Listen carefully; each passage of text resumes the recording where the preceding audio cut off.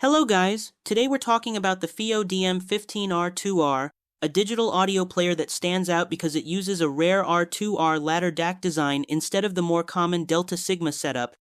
That choice gives it a smoother, more natural, almost analog style sound that really appeals to listeners who want musical warmth over harsh technical sharpness.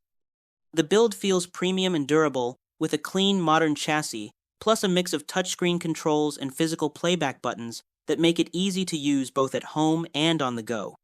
Sound-wise, the DM15 delivers a rich and expressive mid-range, smooth treble that avoids fatigue, and bass that stays controlled and textured instead of overly boosted.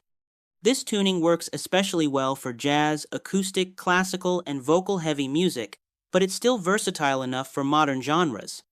Another highlight is the spacious presentation, with good soundstage and separation, keeping complex tracks organized rather than congested.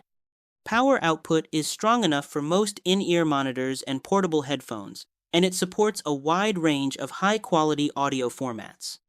Overall, the FiiO DM15 R2R is a distinctive portable player focused on natural tone, relaxed listening, and true musical enjoyment.